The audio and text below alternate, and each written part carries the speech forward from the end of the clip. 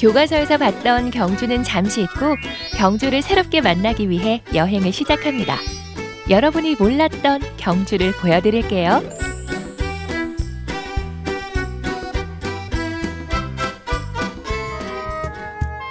경주와 더 가까워지기 위해 떠나는 특별한 여정.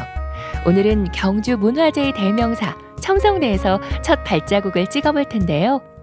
봄이면 더 빛나는 경주의 찐 매력 탐구 지금 시작합니다. 경주를 더 알아가고 싶은 경주와 썸 타는 아나운서 강민재입니다. 오늘 다시 만나볼 경주는 바로 이 첨성대와 계림인데요. 오늘 본격적으로 첨성대와 계림을 만나보기 전에 앞서서 제가 반드시 거쳐야 하는 관문이 있죠. 아나운서 강민재에서 경주 알지 못하는 강민재로 여행 전 몸풀기 같은 OX 문제 나갑니다. 첫 번째 문제 나갑니다. 첨성대 내부는 텅 비어있다. OX. 옵니다. 아니 첨성대 안에 사람이 들어가고 뭐 보려고 하면은 당연히 첨성대 안이 비어 있어야지 뭘 볼 수가 있지 않을까요, 안에서? 정답은 X입니다. 첨성대의 하부는 흙으로 채워져 있다고요. 다음 문제입니다. 첨성대는 삼국 통일을 완성한 문무왕 때 만들어졌다. X죠. 아니 뭐 삼국통일하느라 전쟁하느라 바빴을 텐데 뭐 이렇게 첨성대 같이 별 보는 천문대 만들 시간이 있었을까요? 그건 아닌 것 같은데요? 딩동댕!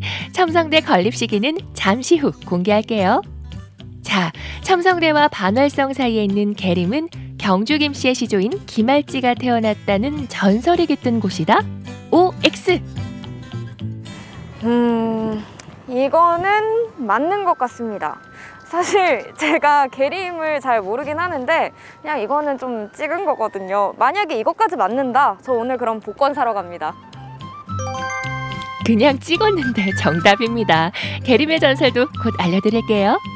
제가 그래도 오늘은 3문제 중에 2문제나 맞췄는데 이 정도면 나쁘지 않지 않나요? 근데 뭐 맞고 틀리고를 떠나서 뭐가 중요합니까?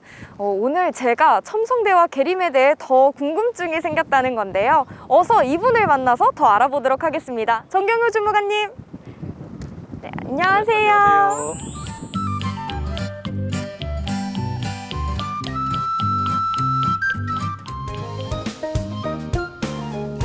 경주에 여행 와서 첨성대를 안 보고 가는 분, 학창 시절 역사책에서 첨성대를 안 배웠다는 분 아마도 안 계실 것 같은데요.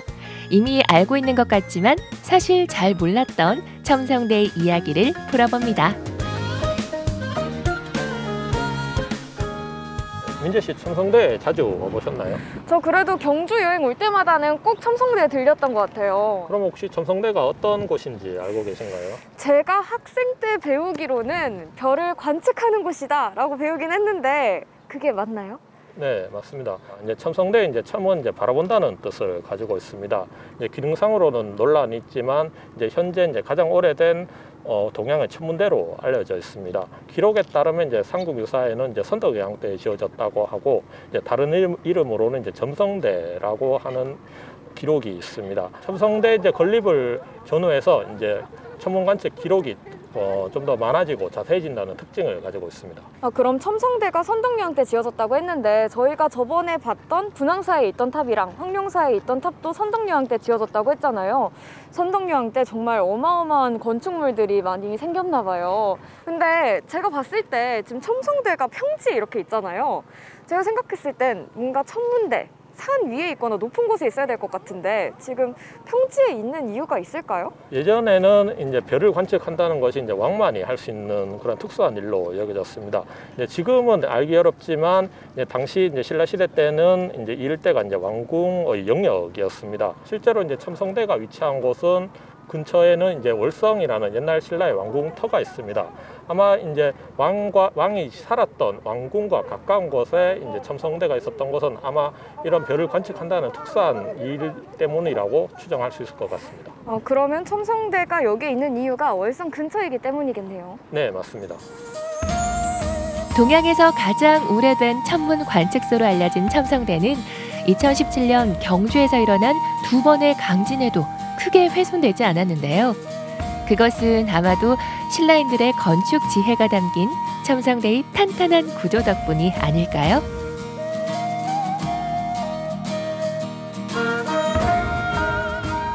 뭔가 첨성대가 천문대라고 하기엔 좀 독특한 구조를 갖고 있는 것 같은데 첨성대가 저렇게 지어진 이유가 있나요? 네, 정확한 이유는 알 수 없습니다. 다만 이제 불교의 그 세상의 중심이 있다고 여겨지는 이제 수미산을 본떴다는 설이 있고, 또 하나는 이제 하늘과 교류하기 위해서 이제 우물을 본땄다는 두 가지 설이 있습니다.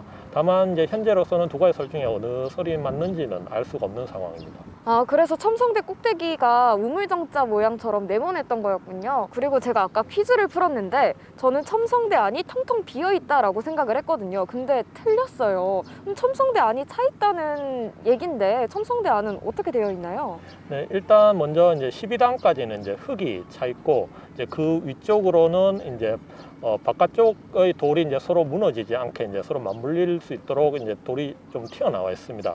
그래서 이제 생각보다 이제 그 공간은 넓지 않고 이제 한 사람이 드나들 만한 공간만 있을 뿐입니다. 이러한 이제 흙과 이제 맞물린 돌이라는 이제 구조로 인해서 1500년이 지난 현재까지도 이제 첨성대가 잘 보존되고 있는 이유라고 할 수 있습니다. 밤하늘 별처럼 빛나는 신라의 보물 첨성대와의 만남을 뒤로하고 발걸음을 옮겨보는데요. 첨성대와 월성 사이에 있는 울창한 숲. 오늘의 두 번째 여행지 계림입니다. 신라의 향기를 간직한 이 숲에서 우리는 어떤 이야기를 만나게 될까요?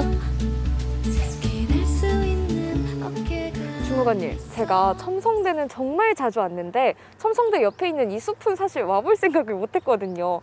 근데 이 숲이 있는지도 잘 몰랐지만 여기가 계림이라는 사실도 정말 몰랐는데 혹시 계림이 어떤 곳인가요? 경주 김씨의 시조인 김알지가 태어났다고 전하는 숲입니다. 이제 원래는 이제 시림이라고 했는데 이제 삼국사기와 삼국유사 기록에 따르면 이제 신라 제4대 탈해왕대 이제 호공이라는 사람이 이제 한밤중에 월성 서쪽 숲을 지나다가 이제 이 숲 안에 있어 이제 다구는 소리가 들리고, 이제 그 아래쪽에 이제 황금색으로 빛나는 상자가 있었고, 그 안에 이제 아기가 있었는데 그 아기를 거두어 길러서 이제 김알지가 되었다는 이제 내용이 전하는 곳이 바로 이 계림입니다. 아니, 그러면 김알지 설화가 여기서 제일 유명할 텐데 뭐 김알지 숲이라고 해도 됐었을 텐데 굳이 계림이라고 이름을 정한 이유가 있나요? 네, 계림에서 개는 이제 닭 개자를 쓰는데 아마도 이제 신라 김씨 집단이 이제 닭을 숭배하는 집단이 아니었을까 그렇게 추정을 하고 있습니다. 김알지라는 이제 경주 김씨의 시조가 태어났다는 이제 상징성으로 인해서 나중에는 이제 단순한 숲 이름을 넘어서서 이제 신라라는 나라 이름을 대신할 정도로 이제 그 이제 범위가 이제 사용 범위가 이제 확장되게 됩니다. 오래된 나무들이 그려내는 아름다운 풍광 덕에 경주 시민들의 휴식처로 사랑받은 계림. 그 안에 담긴 깊고 진한 역사 이야기를 듣고 나니 계림의 존재감이 훨씬 다르게 다가옵니다. 아마도 경주 여행하실 때 한 번쯤은 첨성대에 들르실 텐데요. 이렇게 첨성대만 들리지 마시고 계림도 한 번쯤 둘러보시면 좋을 것 같습니다. 오늘도 이렇게 경주와 한 걸음 더 가까워진 기분인데요. 다음에도 경주와 썸 타는 강민재 아나운서의 다시 만나는 경주 많이 기대해주세요. 눈에 보이는 것보다 더 많은 이야기를 그 안에 담고 있는 경주의 보물들. 자세히 보아야 제대로 느낄 수 있는 경주의 찐 매력에 여러분도 빠져보세요.